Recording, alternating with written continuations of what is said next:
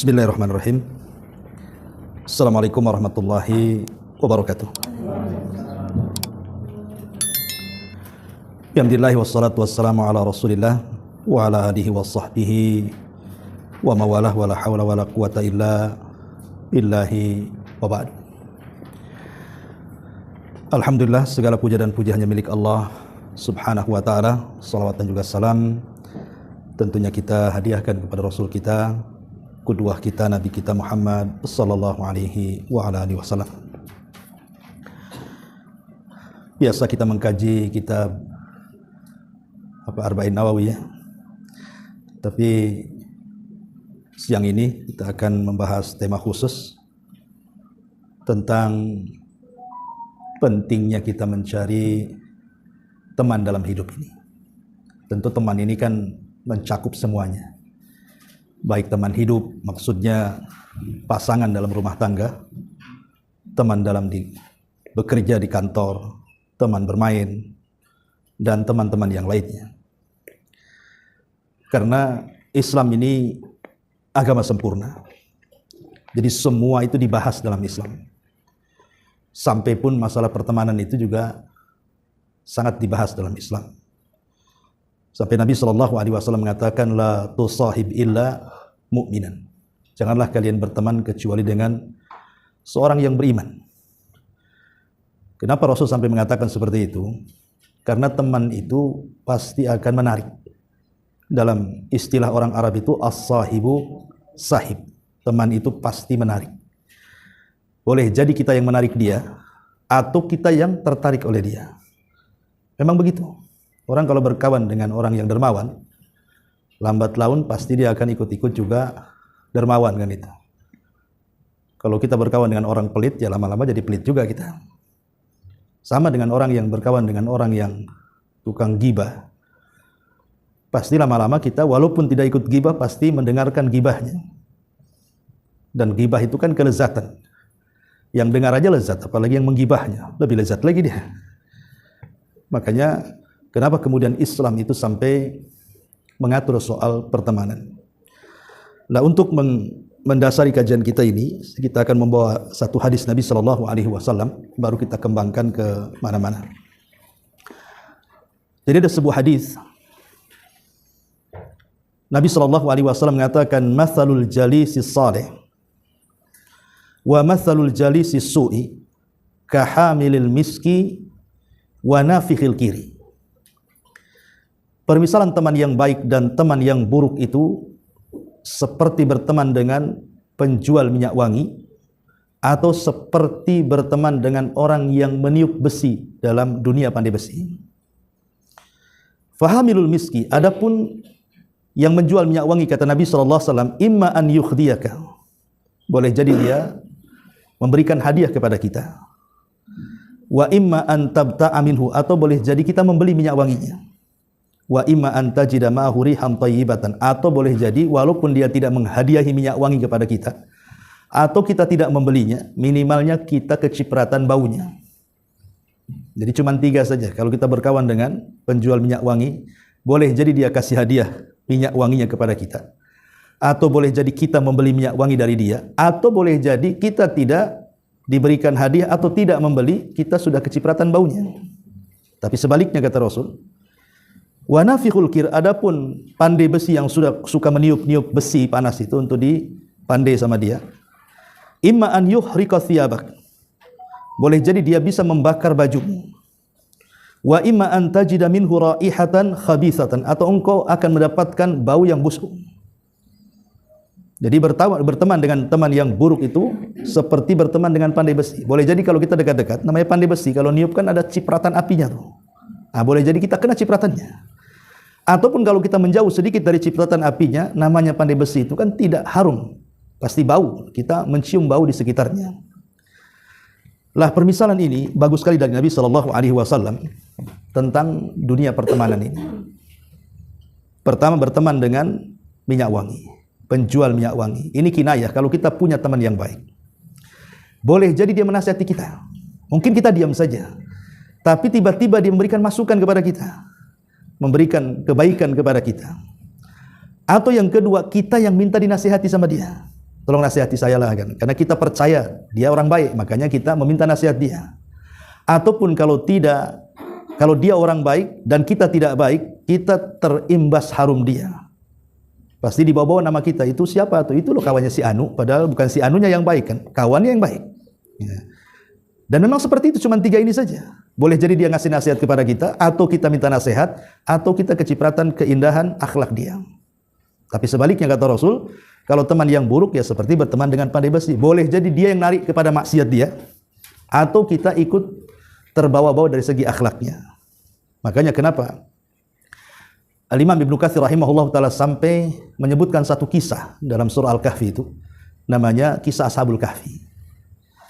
Kisah Ashabul Kahfi ini memang menarik untuk kita ceritakan, tapi saya tidak menceritakan tentang kisahnya. Yang saya ingin ceritakan adalah kisah anjingnya. Ashabul Kahfi itu kan diikuti dengan anjing. Sampai-sampai anjing ini ketika Ashabul Kahfi masuk ke dalam gua, dia menunggu di pintu gua. Dan anjing ini bisa hidup selama Ashabul Kahfi tidur. Selama 3 abad lebih. Ketika mereka meninggal, anjingnya juga meninggal. Yang ingin saya katakan, bagaimana seekor anjing yang jelas-jelas najis disebut terulang-ulang dalam surah Al-Kahfi itu. Bukan 1 kali penyebutan anjing itu. Berulang-ulang disebut anjing, anjing, anjing gitu kan. Kenapa kemudian anjing ini disebut padahal dia binatang najis? Rupanya anjing ini kecipratan kemuliaan Ashabul Kahfi. Nama kita, nama Anda semua aja nggak ada dalam Quran. Nama anjing ada pula di situ. Artinya kan anjing ini menjadi mulia karena pertemanan. Pertemanan dengan Ashabul Kahfi. Makanya disebut-sebut oleh Allah Subhanahu wa taala. Kalau seekor anjing saja berteman dengan orang-orang mulia, orang-orang baik disebutkan dalam Al-Qur'an, macam mana pula selain daripada anjing? Lah begitu juga kalau kita punya teman yang jelek, maka itu pun akan berbahaya. Kurang apa Abu Thalib? Abu Thalib itu kan ayah angkat Nabi plus juga pamannya loh ya. Abu Thalib itu kan pamannya Nabi. Bahkan ayah angkatnya karena yang mengurus Nabi dari usia 8 tahun. Sampai dia menikah, sampai diangkatnya menjadi Nabi dan Rasul. Kasih sayang Abu Thalib tidak pernah terputus kepada Rasul.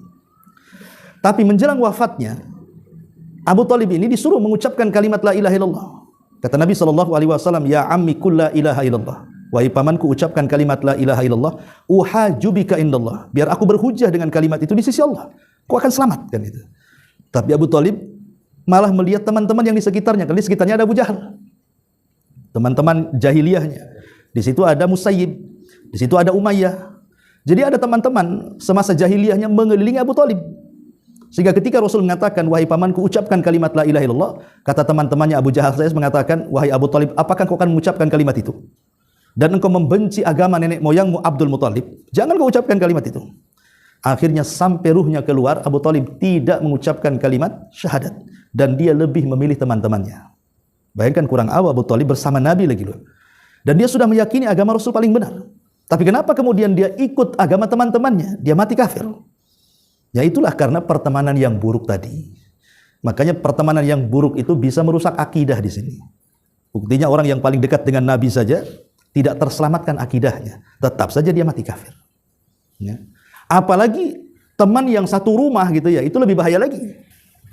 Dahulu di zaman salaf, ada seorang ulama terkenal, ulama dunia, ulama ahli hadis.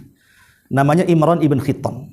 Imran ibn Hittan ini ulama hadis. Semua dari mana-mana datang belajar hadis kepada Imran ibn Hittan ini. Lah Imran ini satu hari entah kenapa tertarik dengan anak gadis putri daripada pamannya. Karena kecantikannya, akhirnya dia pun terpincut dan hendak menikahinya. Lah keluarga daripada gadis itu semuanya berakidah menyimpang. Akidah Khawarij. Akidah yang sudah diwanti-wanti penyimpangannya oleh Nabi 14 abad yang silam kan itu. Tentang akan muncul firqah Khawarij ini. Lah keluarga gadis itu agamanya Khawarij. Kalau sekarang mungkin kayak teroris lah. Jadi Imran ini nasihati kawan-kawannya. Apa tidak ada wanita lain yang akidahnya sama dengan kita ahli sunnah wal jamaah? Kenapa mesti mencari akidah yang satu keluarga Khawarij? Lah karena Imran ibn Hittan ini kan kepedean. Karena dia seorang ulama. Ilmunya banyak. Dia justru sesumbar dengan kawan-kawannya. Anda apa-apa, aku menikahi mereka karena aku akan bawa akidah mereka kepada akidah ahli sunnah. Itu niatnya. Niatnya membawa akidah keluarga dari salon mempelainya itu dibawa kepada akidah ahli sunnah. Akhirnya teman-temannya sudah tidak bisa nasihati, nekat dia menikah dengan gadis itu. Apa yang terjadi? Sebutkan Imam Dhahabi. Rupanya lambat laun Imran ibn Khittan itu justru terkikis akidahnya. Malah lama-lama ikut akidah istrinya dan keluarganya. Dan belakangan menjadi tokoh Khawarij. Imran ibn Khittan tuh. Sementara ilmu dia luar biasa. Kita nggak ada apa-apa aja dengan dia. Tapi lihat bagaimana pertemanan itu bisa menarik siapapun. Ya, pasti kita yang tertarik atau dia yang menarik kita.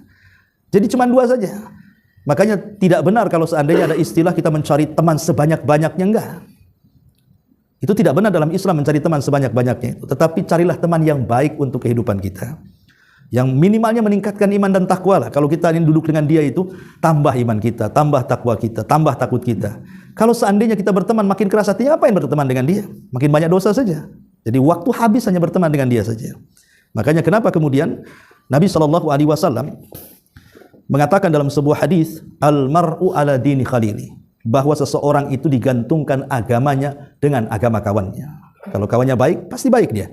Kalau kawannya jahat, pasti dia jahat. Tidak percaya kata para ulama, berkawanlah dengan orang baik 40 hari. Pasti kita akan berubah. Sebagaimana kalau Anda berkawan 40 hari dengan orang jahat, pasti jadi orang jahat. Nggak usah lama-lama, nggak usah bertahun, 40 hari saja. Berkawan dengan mereka, lambat laun akan jadi jahat kalau dia orang jahat. Atau dia akan baik kalau kawannya orang baik. Makanya dahulu, di zaman Nabi SAW, ada orang musyrik itu namanya Uqbah bin Abi Mu'ayt. Uqbah bin Abi Mu'ayt ini salah satu tokoh dari tokoh-tokoh Quraisy. Ya setara dengan Abu Jahal, Abu Sufyan, Umayyah, Walid, banyaklah tokoh-tokoh Quraisy itu. Ada namanya Uqbah bin Abi Mu'ayt. Uqbah bin Abi Mu'ayt itu kan berkawan dekat dengan Umayyah ibn Khalaf. Itu tokoh-tokoh besarnya Quraisy itu. Lah di zaman awal-awal kenabian, Nabi SAW kalau membaca Quran itu disangka baca syair. Begitu juga Abu Bakar, Umar atau sahabat yang lainnya kalau baca Quran itu disangka baca syair. Karena orang di zaman itu tidak kenal Quran ya, kenal syair. Apalagi memang dunia syair itu lagi kencang-kencangnya di zaman itu. Banyak para pujangga Arab muncul gitu. Jadi Uqbah bin Abi Mu'ayt ini suatu hari mendengar Abu Bakar membaca Al-Quran. Aneh bahasanya, kok beda sama-sama bahasa Arab, tapi beda rangkaiannya. Rangkumannya itu beda sekali gitu. Kok indah sekali. Akhirnya dia bertanya kepada Abu Bakar, dari mana kau dapat kata-kata itu? Padahal itu Quran itu yang dibaca. Dari Muhammad. Dari situlah akhirnya Uqbah bin Abi Mu'ayt selalu berjumpa dengan Nabi SAW dan ingin mendengar Rasul membaca Quran. Karena itu disangka syair masalahnya. Ya. Lambat laun akhirnya Uqbah ini senang. Senang dengan Rasul. Bukan karena ingin masuk Islam, tidak. Dia senang dengan Quran yang dibaca Nabi. Karena bahasanya lebih tinggi daripada syair. Sementara dia seorang pujangga. Sama lah kalau kita seorang seniman, ada senior kita kan seneng gitu ya. Kurang lebih kayak gitu. Jadi si Uqbah ini karena ingin memuliakan Rasul, akhirnya dia mengundang ke rumahnya. Diundang ke rumahnya, maka Uqbah pun menyembelih unta makanan yang lezat karena ingin menjamu Nabi SAW. Sampai di rumahnya, Nabi tak mau makan pula. Dan itu aib. Kalau ada tamu dihidangkan makanan, nggak mau makan, aib. Ada apa dengan makanan saya? Ya. Sehingga Uqbah ini bertanya kepada Rasul, kenapa kau tak makan? Maka Rasul mengatakan, tidak bisa saya makan di rumahmu. Karena engkau seorang musyrik. Kalau engkau ingin makananmu, ku makan, masuklah kepada agamaku, katanya. Kata Uqbah, tidak bisa kan itu. Saya sudah punya agama sendiri gitu. Makanlah, tapi Rasul tidak mau. Lah karena rasa malunya Uqbah bin Abi Mu'ayt ini, kalau seandainya Rasul tidak makan di rumahnya, terpaksa dia mengucapkan syahadat. Jadi mengucapkan syahadatnya itu bukan karena ingin masuk Islam. Tapi supaya Rasul makan gitu saja. Masalahnya, orang mengucapkan syahadat ini walaupun main-main kan, di zaman fitnah, di zaman itu kan memang lagi kencang-kencangnya fitnah, siapa yang masuk agama diteliti gitu kan. Kedengaranlah syahadatnya si Uqbah ini kepada teman baiknya namanya Umayyah ibn Khalaf. Umayyah ibn Khalaf ini geng-geng Quraisy itu, sekelas Abu Jahal. Ya. Mendengar bahwa temannya namanya Uqbah itu mengucapkan syahadat, berarti dia sudah masuk agama Muhammad tuh. Marah dia. Dipanggilnya Uqbah dan mengatakan, saya dengar engkau sudah mengucapkan kalimat syahadat dan kau sudah masuk ke agama Muhammad, katanya. Jadi Uqbah ini berusaha untuk meyakinkan kepada Umayyah bahwa dia mengucapkan itu bukan karena ingin beragama, tidak, supaya saya menghargai si Muhammad, supaya makan di rumah saya, itu saja. Tapi Umayyah tidak percaya. Pasti kamu sudah masuk agama dia. Kalau begitu kita putus hubungan pertemanan kita.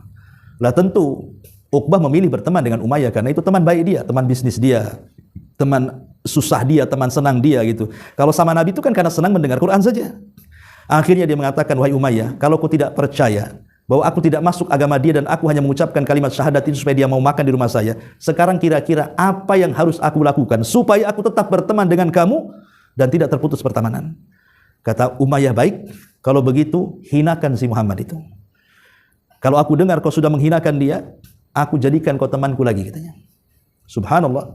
Akhirnya satu hari, Abu Jahal ini sedang berada di sekitar Ka'bah bersama ya teman-temannya.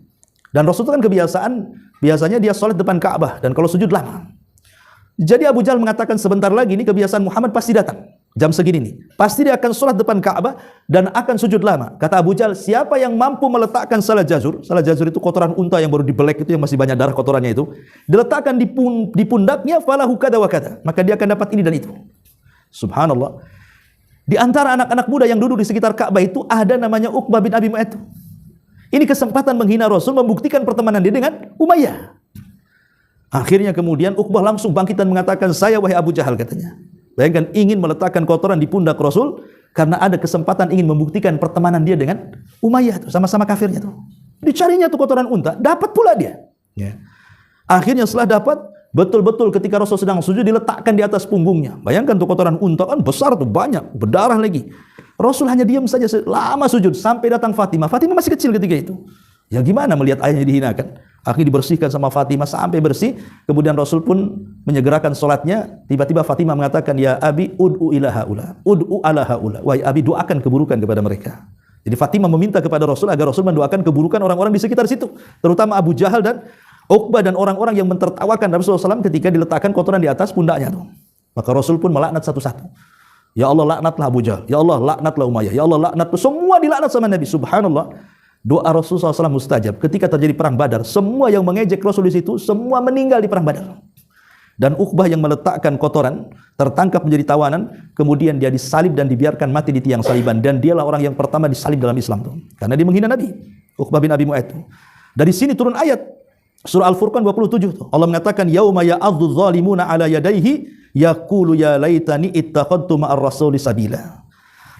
Dan sebagian orang-orang zalim itu kelak pada hari kiamat, mereka akan menggigit jari mereka dan mengatakan, duhai kiranya dulu aku berteman dengan Rasul. Kenapa aku berteman dengan orang-orang jahiliyah itu? Ya. Lah dari sini kita lihat bagaimana sosok Uqbah bin Abi Mu'ayth ini kan sudah sebentar lagi dapat hidayah itu sebenarnya. Walaupun dia mengucapkan syahadat main-main kan itu supaya Rasul mau makan, tapi di situ sudah terpintu tuh jalan hidayah itu sebenarnya. Kalau terus-terusan bersama Nabi SAW, yakin dia akan masuk Islam tuh. Tapi karena dia punya teman buruk namanya Umayyah, akhirnya balik lagi ke jahiliyahnya yang lebih parah lagi, menghina Nabi. Bayangkan ya, lah itulah hati-hatinya pertemanan dengan teman yang tidak baik dalam Islam itu. Makanya banyak faedah yang disebutkan oleh para ulama kalau kita mendapatkan teman yang baik. Saya akan bacakan ya. Pertama, disebutkan dalam Sahih Bukhari. Jadi ada seorang Arab Badui datang kepada Rasul dan mengatakan, Rasul, kapan kiamat? Ya. Kata Nabi SAW, wa ma'adat talako. Tanya kiamat, emang apa yang kau persiapkan? Maka orang ini mengatakan, la syai' ya Rasul, aku tidak punya apa-apa untuk saya persiapkan menjelang kiamat, katanya. Kecuali aku sangat mencintai Allah dan dirimu. Apa kata Rasul? Anta ma'aman ahbabda. Maka engkau akan digolongkan bersama idolamu, bersama temanmu. Jadi kalau seandainya kita berteman dengan teman yang baik, maka kita akan digolongkan orang-orang baik, itu maksudnya. Tapi kalau kita berteman dengan orang-orang jahat, ya digolongkan dengan orang-orang jahat. Termasuk ketika memilih idola. Ya, idola kita siapa kan gitu. Kadang-kadang anak-anak muda kita lihat, ada yang mengidolakan pemain sepak bola, ada yang mengidolakan ya pemain motor-motoran dan begitu seterusnya kan. Kadang-kadang dia pikir agama dia apa? Main pajang aja di rumah dia. Entah dia ateis, entah dia apa kan itu. Nah ini kan salah mengambil idola dia. Padahal idola kita ini tidak kurang-kurang dalam Islam dari para sahabat, dari para tabi'in, dari para ulama kan itu. Kenapa orang-orang kafir belajar idola? Maka Rasul mengatakan, Anda akan bersama idola Anda di neraka, katanya. Nauzubillah, ya. Ini yang pertama. Yang kedua, teman yang baik itu bukan hanya manfaatnya di dunia, tapi juga di akhirat. Hasan Al-Basri sampai mengatakan, istakthiru min sahibikumus salih. Perbanyak oleh kalian teman-teman yang baik. Fa innahu yanfa'ukum yaumal qiyamah. Karena kelak teman-teman yang baik itu akan menjadi manfaat bagi kita di akhirat. Ketika Nabi SAW bercerita tentang sukul jannah, di surga itu ada pasar. Ya bukan kayak pasar kayak apiari atau di sini, enggak kan itu. Ya pasar surga, bukan untuk jual beli di surga itu. Pasar di surga itu ya hanya untuk nostalgia. Nanti ketemulah kalau seandainya Allah takdirkan kita masuk surga itu sama teman pengajian, sama teman kantor, nanti akan ketemu di pasar itu. Ya, nanti akan ngobrol. Nah, nostalgia soal dunia. Oh, dulu saya pernah di sini. Nanti akan, karena memori penduduk akhirat itu lebih tajam dibandingkan memori penduduk dunia. Kalau kita ini seminggu yang lalu sudah buat apa saja kita tidak tahu. Kita pernah ngutang sama orang, dibilang nggak ngutang. Itu di dunia tuh. Seminggu saja sudah pusing kita ini. Diingat-ingat apa itu. Tapi kalau di akhirat, sejak kita akil balik itu sampai kita wafat, kita ingat memori kita semua tuh. Dibalikin semuanya. Sehingga di pasar itu ya kita ngobrol nantinya. Lah, ketika kemudian bicara, adalah satu orang yang mengatakan, "Loh, teman kita di mana? Waktu di dunia kita sama-sama dia, kok di sini tidak ada?" Maka malaikat mengatakan, "Temanmu di neraka." Maka sepakat nih teman-temannya berdiri dan mengatakan kepada Allah Subhanahu wa taala, "Ya Rabb, la taqtamilu ladzatina hatta tukhrijahu minan nar." Ya Rabb, jangan kau sempurnakan kelezatan kami di sorga sampai kau keluarkan teman kami di neraka itu. Coba bayangkan. Jadi teman-teman yang baik di sorga itu jadi syafaat tuh. Sampai teman kami yang di neraka itu keluar. Maksudnya teman yang beriman ya, bukan kafir. Kalau kafir kan bisa keluar dari neraka ya. Artinya teman-teman yang jahat, yang masih ada keimanan, akhirnya dikeluarkan dari neraka. Kenapa dikeluarkan? Sebab syafaat teman-teman yang di sorga itu. Jadi teman yang baik akan menjadi syafaat bagi kita pada hari kiamat. Ini yang kedua. Kemudian yang ketiga, akan selamat dari fazaul akbar, rasa takut yang luar biasa ketika kita dikumpulkan di padang mahsyar. Dan itu disebutkan di dalam surah Az-Zukhruf ayat 67. Allah mengatakan, "Al-akhillau yawma idzin ba'duhum li ba'din adu illal muttaqin." Dan teman-teman pada hari kiamat kelak di padang mahsyar itu, sebagian mereka akan menjadi musuh bagi sebagian yang lainnya kecuali teman-teman yang bertakwa. Maksudnya begini. Saat manusia dibangkitkan itu, manusia itu akan lari. Istri lari dari suaminya, suami dari istrinya, anak lari dari orang tuanya, orang tua dari anaknya, teman-teman akan lari dari teman-temannya, nggak mau ketemu. Dan itu digambarkan dalam Al-Quran, yauma yafirul mar'u min akhi wa ummihi wa abihi wa sahibatihi wa banih likulli imri'in minhum yauma idzin sya'nun yughni. Pada hari itu manusia lari dari temannya, lari dari ibu bapaknya, lari dari anak dan pasangannya, masing-masing sibuk dengan sendiri-sendirinya. Sebuah pertanyaan, kita di dunia ini, kita kan kalau berjumpa dengan lama nih, ibu-ibu atau hadirin yang hadir di sini, kalau seandainya lama tidak pulang kampung, kemudian berjumpa dengan saudara kan rasanya kangen, enak gitu. Pengen ketemu kalau bisa itu. Tapi di akhirat tidak mau ketemu. Kenapa coba? Kenapa nggak mau ketemu suami dengan istri, istri dengan suami, anak dengan orang tua dengan anak? Karena dikhawatirkan sesama mereka punya hak yang belum terbayar di dunia. Boleh jadi mungkin seorang suami kurang haknya kepada istri, atau sebaliknya, atau anak kurang haknya kepada orang tua, atau sebaliknya, atau teman pernah melakukan kezaliman kepada kawannya, atau sebaliknya. Jadi di akhirat itu takut pahalanya diambil, ya.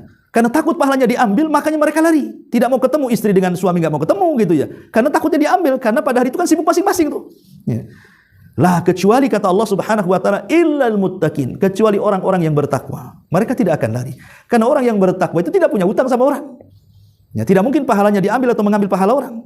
Makanya mereka sedikit banyak akan menjadi penghibur kita. Makanya Allah mengatakan, walladzina amanu wattaba'athum dzurriyyatuhum biimanin alhaqna bihim dzurriyyatuhum. Orang-orang yang beriman, kemudian keimanan ditularkan kepada keluarga besarnya, nanti pada hari kiamat mereka akan dikumpulkan. Tidak akan saling lari satu dengan yang lainnya. Maka yang ketiga ini, teman yang baik itu akan menyelamatkan kita pada hari di saat ketakutan yang luar biasa. Kemudian yang keempat, al-intifa bimahabbatillah limahabbatihim. Teman yang baik itu akan jadi bermanfaat bagi kita. Baik manfaat akhirat atau manfaat dunia. Ya. Saya itu punya teman-teman, ya orang-orang kaya itu kalau ngajak makan itu. Kita belum selesai mau bayar, Ustaz sudah dibayar lah, siapa yang bayar? Nah, itu kan punya teman yang baik kan kadang-kadang nggak tahu siapa yang raktir kan itu ya. Ya. Tapi kalau teman yang jahat belum selesai dia pergi dia, kita suruh bayar. Itu contohnya kan gitu ya. Biasanya teman-teman yang buruk itu belum selesai itu taruh piring udah pura-pura ke toilet atau hilang. Kan belum dibayar kan itu. Dia yang bayar, kadang-kadang ditipu pula kawannya, diprank. Lah ini kan ini contoh lah, contoh kecil saja manfaat di dunia. Kita ditraktir makan itu luar biasa, itu teman yang baik. Ya. Bahkan pernah saya ditraktir sama dua orang itu. Dua-duanya bertengkar gara-gara mau bayar saya itu. Ya. Pokoknya saya yang bayar Ustaz, yang satu enggak boleh kan gitu. Jadi saya tengah-tengah biar saya yang dibayar. Oh, enggak boleh Ustaz. Jadi itu contoh saja. Itu teman-teman yang baik di dunia saja kita dapat manfaat tuh. Bahkan kita murung sedikit aja dia tahu. Butuh duit ya katanya. Kok tahu? Itulah teman yang baik memperhatikan kita kan itu. Ada masalah ya. Tapi teman yang jelek, kalau murung makin jauh nanti itu dekat-dekat pinjam duit pula dia. Contoh ya kan. Itu kadang-kadang seperti itu. Di dunia saja dirugikan tuh kalau teman yang buruk itu. Ya, tapi kalau teman yang baik itu pasti akan disenangkan, pasti akan dapatlah manfaatnya gitu. Itu dunia, apalagi akhirat. Ya, ini contohnya bahwa yang keempat bahwa kita mendapatkan manfaat dari kecintaan dia. Karena teman yang baik itu yakin dengan sabda Nabi, la yu'minu ahadukum hatta yuhibba li akhi ma yuhibbuhu li nafsi. Ya, tidak mungkin beriman sempurna seseorang itu sampai mencintai saudaranya sebagaimana dia mencintai dirinya sendiri. Ini contoh yang keempat, manfaatnya. Kemudian yang kelima juga dapat berkah. Ya, teman yang baik itu membawa berkah.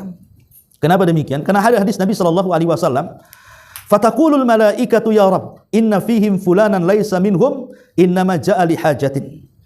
Jadi ceritanya ada seseorang yang hendak menziarahi temannya. Jadi datanglah malaikat dalam bentuk manusia diutus oleh Allah. Kemudian bertanya, mau kemana wahai fulan? Dia mengatakan, mau ke teman saya di seberang sana. Kata malaikat ini, apakah karena ada hajat? Tidak. Apakah karena ingin berbisnis? Tidak. Apakah karena ingin pinjam uang? Tidak. Pokoknya ditanya soal dunia, enggak. Lalu apa tujuanmu menziarahi orang itu? Maka dia mengatakan, aku menziarahi karena Allah. Aku rindu karena Allah. Aku ingin berjumpa karena Allah. Maka malaikat mengatakan, kalau betul apa yang kau niatkan, maka Allah akan memberikan berkah yang banyak kepadamu. Bayangkan 70.000 malaikat mendoakan dia. Nah, ini contoh seandainya kita berteman itu memang karena Allah. Tapi kebanyakan sekarang, zaman sekarang kayaknya jarang berteman karena Allah itu. Pasti ada maunya tuh. Ya kan? Mesti ada maunya itu. Apalagi kalau senyum, ada apa ini? Biasa tak senyum kok senyum katanya kan. Ah, ini pasti nih. Apalagi udah dekat-dekat muji-muji, nyanjung-nyanjung. Aduh. Ini alamat dompet dijauhkan aja kan. Jadi ini contohnya teman yang baik itu membawa berkah. Kemudian juga yang keenam, bahwa teman yang baik itu akan membawa ta'assur, pengaruh yang luar biasa. Salah satunya adalah min thimari suhbatil abrar la ta'assuru bihim wal iqtida bisuluki. Minimalnya pengaruh teman yang baik itu kita meniru akhlak dia, gaya dia gitu ya, pergaulan dia, dan begitu seterusnya, ibadah dia. Itu pasti ada terpengaruh, walaupun tak banyak pasti terpengaruh tuh. Namanya teman kemana-mana. Tadinya tidak sholat nih, temannya suka sholat. Akhirnya ini waktu sholat tuh ke masjid. Awalnya duduk-duduk di teras masjid. Lama-lama kan, kenapa aku bengong-bengong di sini kan? Ikut sholat lah. Nah contohnya, itu pasti ada pengaruh. Ya, tapi kalau teman yang jahat, dia rajin sholat, ketemu pula dengan yang tidak pernah sholat. Waktunya ke masjid, tunggulah katanya. Lama-lama awalnya diakhirkan kan? Diakhirkan waktunya, lama-lama bablas. Nah ini contoh ya. Nah, ini juga diantara bahaya kebaikan teman yang baik itu. Kita putar sebaliknya. Bagaimana kalau teman kita ini jahat? Ya. Yang pertama disebutkan oleh para ulama, min adrari jalisisu, dari keburukan teman yang buruk adalah qad yushakkiku fi mu'taqadi. Pasti akan membawa keraguan-raguan dalam akidah. Mesti itu. Akidah kita akan goyang tuh. Kalau teman itu teman yang buruk, akidah kita akan goyang. Akidah kita akan goyang. Saya itu pernah cerita juga mungkin di sini ya. Jadi saya dulu punya tetangga waktu tinggal di Batam Center itu.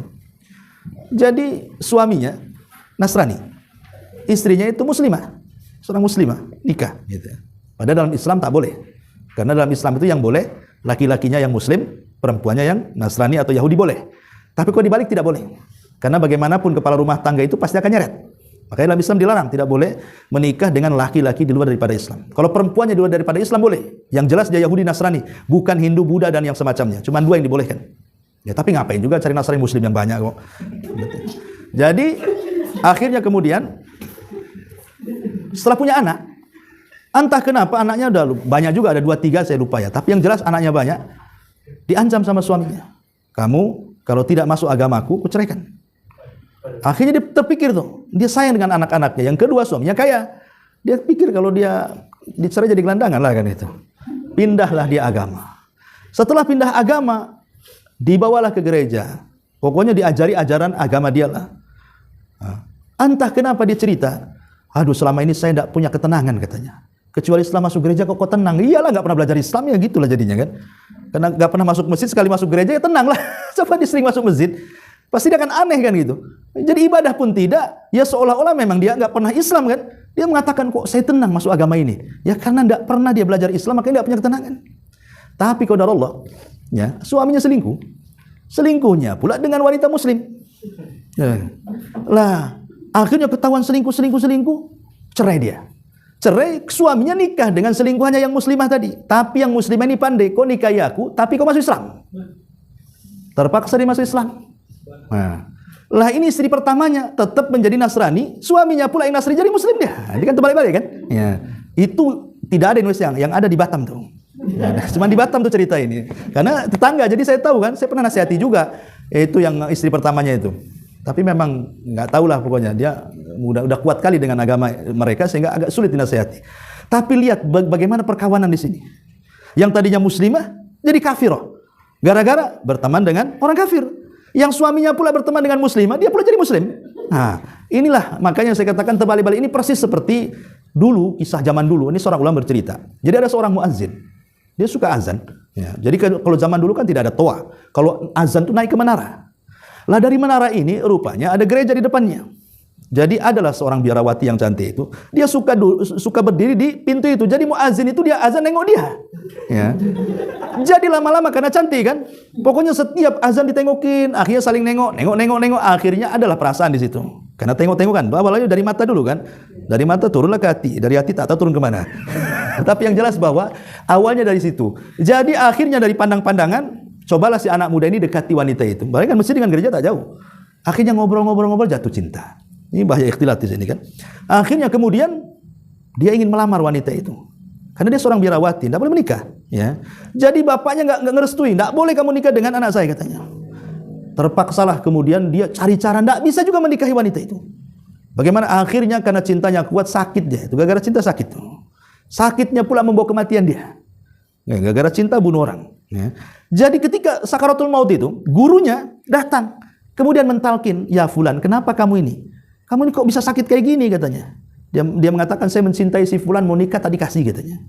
Akhirnya cerita-cerita. Terus bagaimana? Kan wanita muslimah banyak, kenapa ngejar-ngejar dia? Kata gurunya itu. Oh enggak bisa, aku sudah cinta mati dengan dia. Kayaknya sudah digembok kayaknya. Enggak bisa lagi, kuncinya dibuang juga. Lah dari sini enggak bisa lagi. Kemudian dia mengatakan, lalu apa keinginanmu? Nih, jeleknya keinginan dia. Saya hanya berdoa kepada Allah, walaupun Allah tidak mempertemukan saya di dunia, biarlah Allah pertemukan saya di akhirat katanya. Ini bahasanya kan romantis sekali. Jadi kata gurunya, macam mana caranya di dunia saja nggak dipertemukan, macam mana pula di akhirat dipertemukan? Dia mengatakan apa? Amantu bidini wa kafartu bidini. Aku dari sekarang kufur dengan agamaku dan aku masuk ke agama dia. Kemudian dia mati. Jadi dia kufur dengan agamanya, dengan Islam, masuk ke agama Nasrani. Dia pikir nanti di akhirat ketemu, gitu maksudnya.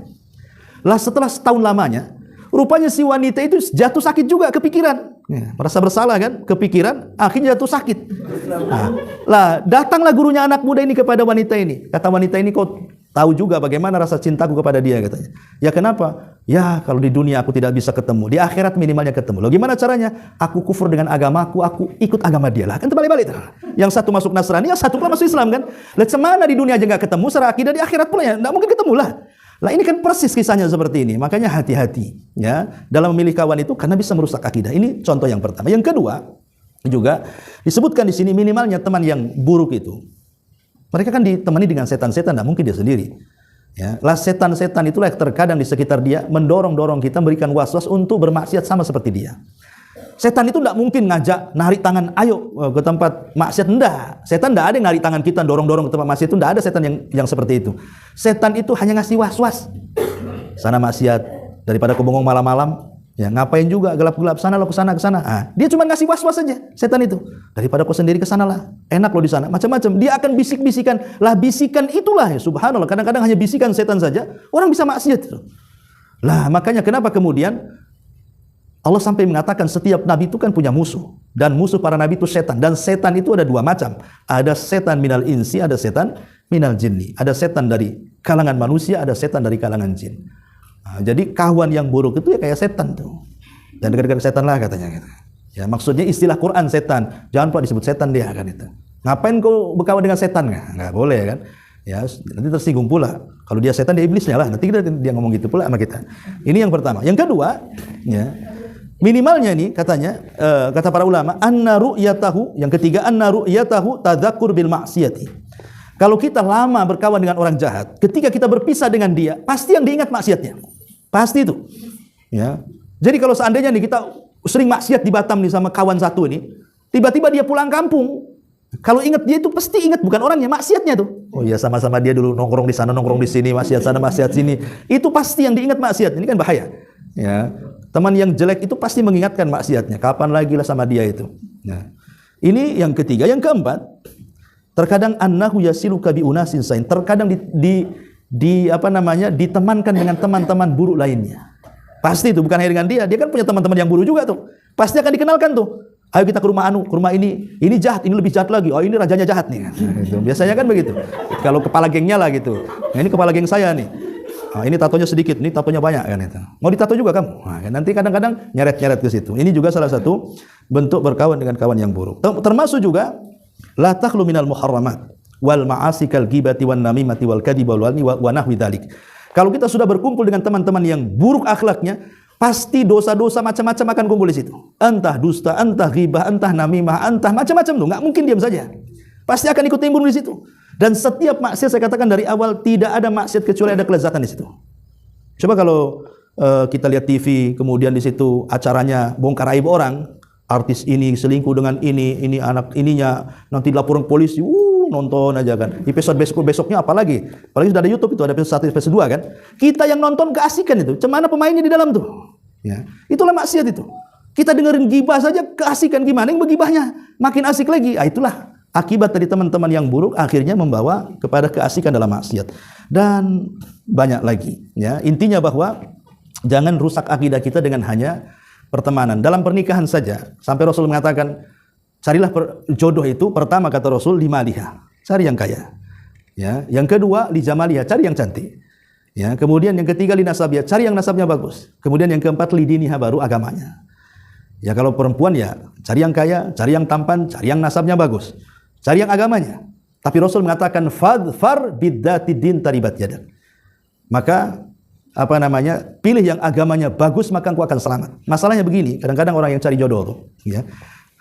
Mau seperti apa kriteria jodoh yang nanti saya carikan? Oh, yang akhlaknya bagus katanya, yang rajin sholat kan. Sekali ketemu gosong orangnya, pada rajin sholat tuh, ya.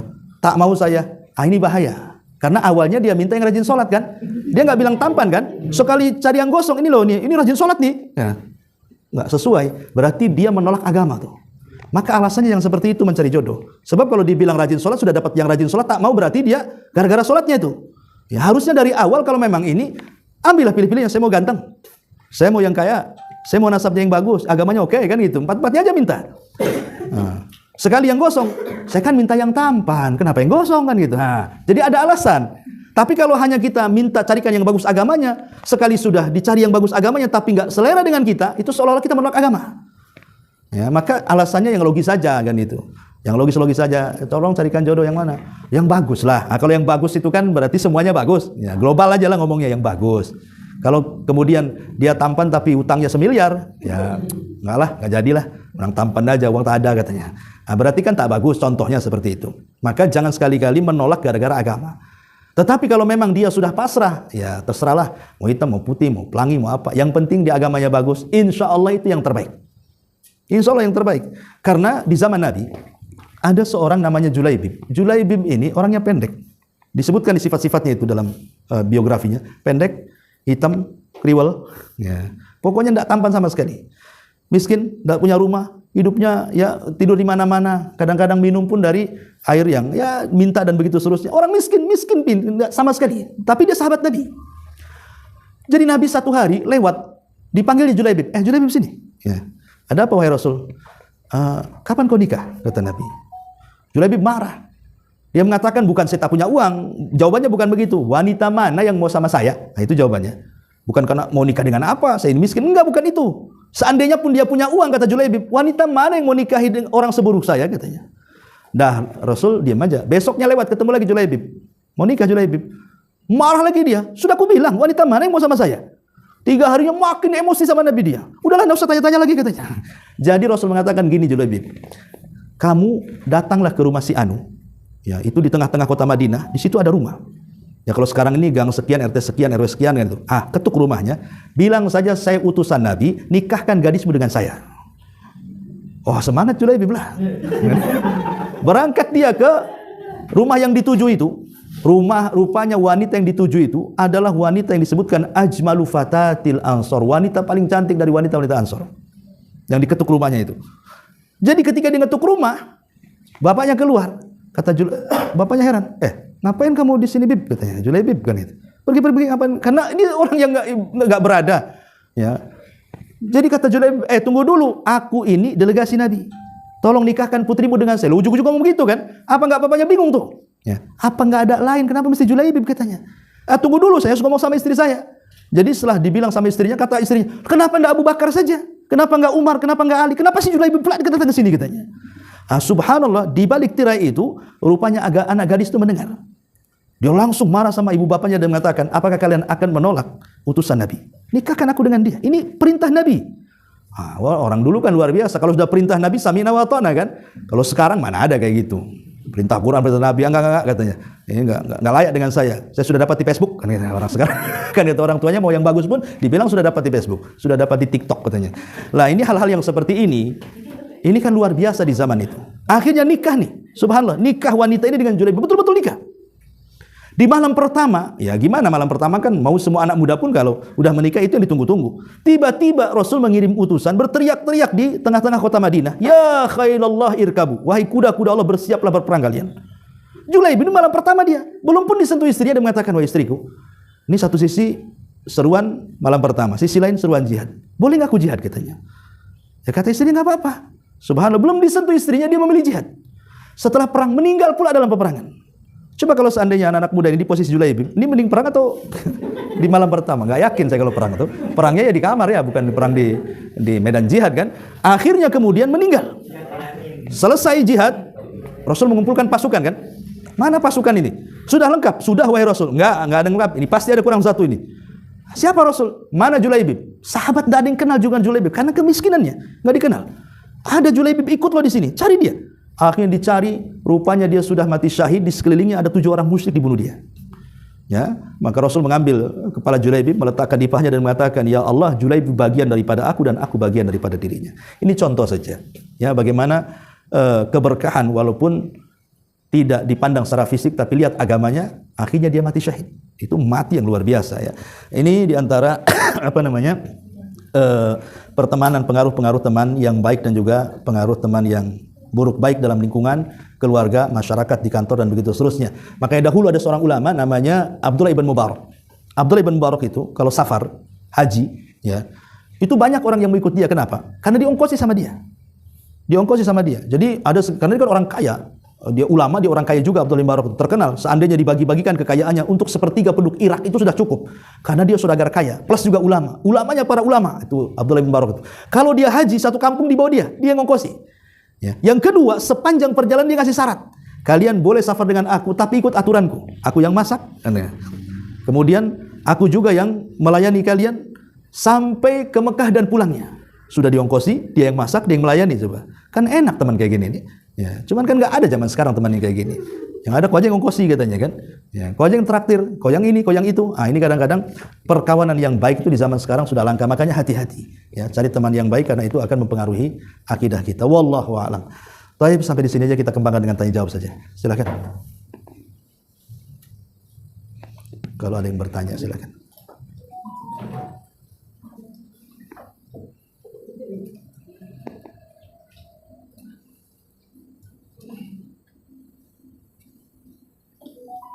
Assalamualaikum warahmatullahi wabarakatuh. Waalaikumsalam warahmatullahi wabarakatuh. Pertanyaannya, di zaman sekarang, terutama untuk berkawan di lingkungan kerja dan kelompoknya. Iya. Banyak kan lingkungan kerja ini kan laki dengan perempuan itu sulit untuk mencari kita di mana. Misalnya kita perempuan, ada karyawannya, laki-laki ya. Nah, jadi lingkungan seperti itu sangatlah sulitnya. Jadi artinya apa? Lingkungan kerja kita ini kan campur baur kan. Sehingga misalnya ya kita berteman lah dengan teman-teman yang berlainan ilmu kita, jenis. Nah kadang-kadang ada kita merasa gimana ya, kecocokan mungkin. Nah ini bagaimana menyikapi dan batasannya yang aman gitu. Iya. Udah? Iya, sudah, alhamdulillah. Salatu wassalamu ala Rasulullah. Ada kasus ya. Jadi ini memang kisah nyata karena orangnya yang curhat dengan saya gitu ya. Jadi ada seorang suami curhat tentang istrinya. Rumah tangga dia sudah 15 tahun. Jadi memang pupuk itu luar biasa, sampai dari tidak punya rumah jadi punya rumah, sampai tidak punya anak, anaknya juga udah banyak. Sampai mapan betul lah, boleh dikata mapan lah kalau ukuran Batam ini. Tiba-tiba kemudian bermasalah dengan istrinya. Masalah dengan istrinya. Jadi karena ada masalah lah, kebetulan istrinya ini kan bekerja juga. Nah di kantornya juga ya ada laki-laki juga di situ. Jadi karena dia orang awam, curhatlah rumah tangga dia dengan salah satu karyawan di kantor dia laki-laki. Curhat. Lah yang namanya laki-laki ini mungkin ngasih solusi. Ya mungkin namanya baru ya satu kantor kan kita tidak tahu belangnya, tidak tahu apa ya, taunya di kantor kadang-kadang ya baik, orangnya di luar kan tidak tahu gitu ya. Kadang-kadang kamuflase aja di kantor bagus, di luar pula jahat gitu. Ya dia nasihat baik. Jadi terpikirlah si akhwat si wanita ini, coba kalau suamiku kayak kamu katanya, mungkin bahagia. Bayangkan coba, baru ngasih solusi saja dia sudah ngomong gitu tuh. Seandainya suamiku kayak kamu bahagia katanya. Lah suaminya sudah 15 tahun sama dia, ngasih anak, kasih rumah, kasih ini yang baru pertama bisa dipuji pula kan. Otaknya di mana coba? Tadota ya. Ya. Ini kadang-kadang pengaruh ikhtilat kan. Padahal hanya curhat aja. Curhat sekali dua kali dijawab, dia sampai ngomong begitu. Sampai ngomong begitulah, suami ini cerita. Loh, kebaikan saya selama 15 tahun gak dianggap. Kok dia gak pernah memuji saya Ustaz selama 15 tahun. Kenapa dia curhat sama laki-laki? Dia muji pula laki-laki itu. Padahal dia gak ngasih rumah, gak ngasih uang, gak ngasih makan, gak ngasih apa. Saya ngasih semuanya. Lah itu kadang-kadang bahayanya setan itu di sini. Itu kalau satu ruangan, ya kalau sudah dia orang awam, sama-sama orang awam. Bahkan ada juga na'udzubillah, ada orang PT di Kuningan itu, sampai dia nangis-nangis waktu Ramadan kalau nggak salah. Tapi udah lama kok kejadiannya. Dia sholat taraweh di masjid. Setelah sholat taraweh dia datang. Ustaz ada waktu nggak? Ada, saya bilang kan. Ayo ke rumah aja. Oh, nggak usah lah, malu. Jadi di mana? Ya di gelap-gelap aja katanya. Minta di gelap-gelap dia kan. Ya sudahlah, curhat kamu apa? Tiba-tiba dia nangis ini ikhwan ini. Nangis, kenapa? Nggak tahu, saya merasa berdosa terus dia. Sudah, jadi saya bilang, ya kalau kamu percaya dengan saya, ya ceritakan saja. Mudah-mudahan saya kasih solusi. Tapi kalau nggak percaya dengan saya, nggak usah ceritalah. Simpan aja rahasiamu. Sudah, kamu datang untuk nangis saja sama dia kan. Rupanya enggak, memang saya mau cerita biar plong Ustaz, biar tahu hukumnya. Oke lah kalau kita ceritakanlah. Rupanya dia selama ini, ya maaf ya, suka berzina dengan teman satu ini ya, sama-sama dia sudah punya istri, yang perempuan ini juga sudah punya suami. Nah, cuma di satu PT di situ. Jadi kalau pulang dari PT itu nyewa hotel atau apa, berzina kemudian pulang. Dan itu berlangsung sampai 5 tahun. Sampai 5 tahun. Nggak ada yang tahu, istri dia tak tahu, suami dia juga tak tahu. Ya. Jadi dia mungkin sudah ngaji, jadi nyesel saja, dia menangis. Gimana caranya gitu ngilangi dosa itu? Ya saya bilang, kamu kalau nggak bisa ketemu dia, pindahlah PT biar nggak ketemu dengan dia. Kalau sama-sama di situ, walaupun sudah tobat nggak bisa, setan itu pasti ada di situ. Bagus pindah, atau pindah daerah, atau pindah tempat, pindah apa kan gitu. Nah, jadi terakhir ya waktu itu kan mungkin dia sudah jenuh, ya takut juga dengan istrinya, mungkin dia pun takut juga dengan suaminya wanita itu. Wallahu alam sampai hari ini gimana ceritanya? Episodenya tergantung, ya. Karena habis itu pisah, nggak ketemu lagi sama saya itu. Dia hanya minta hukumnya, saya bilang nggak boleh kayak gitu. Nabi Islam kok sudah mati dirajam nih sebelah. Sudah. Jadi, lah itu contohnya bahaya ikhtilat itu sampai seperti itu. Ya kalau orang punya batasan-batasan dalam sebuah pekerjaan, bisa menjaga batasan-batasan laki-laki dan perempuan, ya saya kira kalaupun bertemu ya sebatas pekerjaan, tidak lebih daripada itu ya. Yang kedua juga masing-masing menjaga aurat, saya kira insya Allah tidak ada masalah kan itu. Ya tapi masalahnya kalau sudah berdua-duaan pasti yang ketiganya iblis, itu masalahnya. Gak mungkin kalau udah berdua itu cuma berdua, pasti ada setannya di situ. Pasti ada setannya. Setan yang bahaya. Nah, dia kan ngasih was-was kan itu. Lah ini yang contoh yang sudah punya suami istri bisa tergoda, macam mana yang belum? Ya kalau ada kecocokan kawin aja lah. Kapan kita nikahkan nanti? Kalau yang bujangan sama yang gadis kan biar serasi, nggak ada lagi maksiat. Ya, tapi kalau memang tidak bisa dipertemukan, ya minimalnya lah. Kemungkaran kan kalau tidak bisa dihilangkan 100% kan diringankan. Ya, kita kan contoh riba nih. Siapa yang bisa lepas dari riba? Saya, Anda pun tidak bisa lepas dari riba. Tapi ini minimalnya diringankanlah dosa itu, jangan difulkan. Nah, diringankan, ringan. Gimana menghindar? Ya kita seperlunya saja berkomunikasi soal pekerjaan, lebihnya sudahlah. Jadi memang betul-betul profesional gitu ya, profesional dan proporsional gitu ya istilahnya. Wallahu a'lam.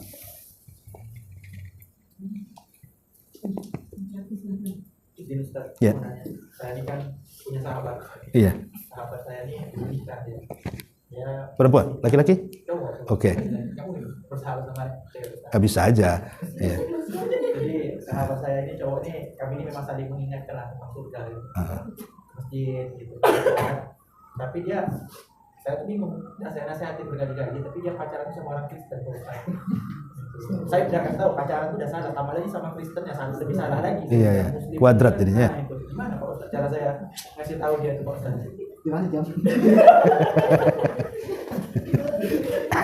Pertama doakan aja. Iya, hati itu kan ada iqbal, ada idbar.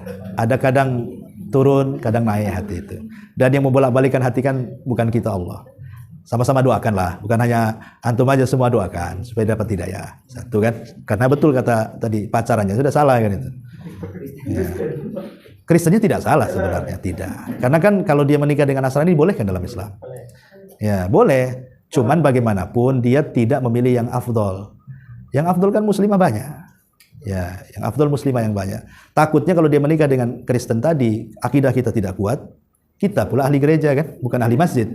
Itu saja, nanti anak-anaknya gitu juga. Yang satu muslim, yang satu ini kan keluarga gado-gado jadinya kan. Nah, itu jadi masalah. Jadi maksudnya rumah tangga itu bukan hanya hawa nafsu, tapi ke depan berpikir. Karena anak-anak kita itu yang mendoakan kita setelah kematian kita. Apa sih gunanya kita punya anak?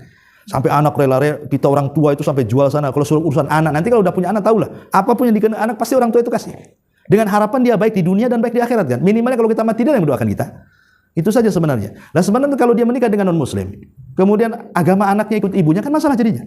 Maunya kita di pesantren kan, oh nggak boleh, dia harus jadi biarawati. Oh nggak bisa jadi ustazah ini. Kan repot jadinya. Mana yang benar ini? Nah, jadi selamatnya satu akidah itu lebih selamat. Kalau satu akidah kan pasti akan, ya minimalnya satu frekuensi lah kan itu. Ya itu saja ya, doakan saja terus nasihati. Ya nikah dengan non-muslim selama Kristen Yahudi tidak ada masalah secara hukum. Ya. Yang masalah pacarannya. Nah, kalau sudah cocok nikah kenapa kan itu? Dan itu lebih enak daripada pacaran dulu 10 tahun udah pacaran atau nikah tak jadi. Ya, itu kan enggak enak tuh. Gitu lama pacaran itu enggak enak. Ya. Wallahu a'lam. Menyambung pertanyaan. Iya. Misalnya yang seperti itu saja. Taruh lah. Dia ini sudah masuk Islam. Nah, terus sudah masuk Islam dia berarti kan sudah inilah. Mualaf. Sudah mualaf lah. Nah, ya mungkin kan kalau fenomenanya ada banyak yang balik itu karena atau ya taruhlah mungkin balik lagi itu banyak kejadian dan kemungkinan 50%. Tapi kalaupun tidak balik misalnya sama-sama sudah sama seiman, tapi kan dari keluarganya salah satu keluarga kan besanan lah, itu satu keluarga besarnya masih agamanya. Yeah. Nah jadi dalam hal ini misalnya ya taruhlah kita selaku orang tua kan berpikirnya seperti itu sama besan-besanan dan Iya. ke depan cucunya satu ya tidak mungkin lah dengan keluarga besanan itu kita sesama besan tidak berkomunikasi, tidak akan bermuamalah. Iya. Nah jadi misalnya nih pertanyaan yang tadi itu kalau kita orang tua misalnya tidak mengharapkan atau cari yang lain itu tindakan seperti itu tindakan yang tepat atau seperti apa? Ya kalau orang tua kan tahu maslahat anaknya ya. Kalau kata orang tua cari yang lain ya orang tua lebih paham maslahatnya. Bahkan ada juga yang orang tua itu anaknya nikah dengan Nasrani itu sampai diusir sama orang tuanya kan. Karena memang sudah dididik baik-baik, diajari ngaji, ke masjid. Totok udah besar, namanya kadang-kadang anak ABG ini kan nggak terpikir ya kan. Terpikirnya itu nanti kalau udah tua punya anak baru terpikir dia. Kalau anak-anak ABG mana tahunya ya suka-suka, cinta-cinta gitu aja kan, pengen nikah, udah nikah. Kalau sudah punya tanggung jawab baru dia terpikir itu. Nah ini kadang-kadang yang harus dipahami, karena bagaimanapun rumah tangga itu bukan menyatukan dua nafas saja, suami istri, tapi kan menyatukan dua keluarga besar. Makanya Allah mengatakan, inna khalaqnakum min dzakarin wa untha, wa ja'alnakum syu'uban wa qabaila lita'arafu kan itu. Kami jadikan laki-laki perempuan berpasang-pasangan itu supaya saling mengenal. Bukan hanya mengenal kita dengan calon kita hari-hari sudah kenal kan gitu. Bukan itu, tapi menggunakan keluarga besar. Antara keluarga kita laki-laki dengan keluarga perempuan, itulah jadi keluarga besar di situ. Lah kalau beda akidah kan susah mau jadi keluarga besar. Gimana caranya? Kita umpamanya di sana sedang Natal, nggak mungkin kita ikut Natal. Sebagaimana kita sedang Idul Fitri dalam akidah mereka juga nggak mungkin dia hadir di Idul Fitri kan. Itu dalam acara-acara besarnya nggak ketemu tuh. Nah ini kan menyiksa jadinya. Nanti lagi punya keturunan gitu lagi, jadi gado-gado jadinya. Makanya kenapa dalam Islam itu ada pilihan fadfar bidzati din taribat yada. Tidak kurang stok perempuan-perempuan Islam yang baik-baik itu. Kenapa cari yang Nasrani? Ya. Jangan dipelet gitu kan. Taklah nggak dipelet Ustaz, memang dia cantik kayak gitu. Ini yang dijodohkan saya jelek pula, cuman saya beli yang cantik. Itu kadang-kadang kalau laki-laki kan biasanya lebih ke paras kan itu. Dia agama nomor berapa? Ya, disodorkan nih hafal Quran tapi jelek. Ini cantik tapi idiot, pasti laki-laki pilih idiot. Ya, karena cantik dia. Dan ini ceritanya Qabil dengan Habil kan. Lihat tuh, kenapa si Qabil tuh sampai menentang bapaknya Nabi Adam kan? Karena lihat pasangannya kembarannya si Habil jelek, dia nggak mau. bagus kembaran saya cantik katanya. Kadang-kadang di situ pula tuh. Ya, tapi insya Allah kalau umpamanya mau yang ngaji bahasanya ya, terus punya pengetahuan agama, dibukakan hidayah, pasti dia akan memilih. Yang cantik orang Islam juga banyak kok. Ya, insya Allah banyak. Kalau kita ini mau menghendaki kebaikan, pasti Allah cari jalan yang baik itu. Tapi kalau tidak keinginan kebaikan ya buntu jalan kebaikan itu pasti. Ya, niatlah kebaikan. Selama kita niat kebaikan, maka kita dalam kebaikan. Begitu kaidahnya. Wallahu a'lam. Sudah cukup? Ini jam berapa? Ya, udah hampir asar. Sudah sampai di sini. Mudah-mudahan ada manfaatnya. Kita doa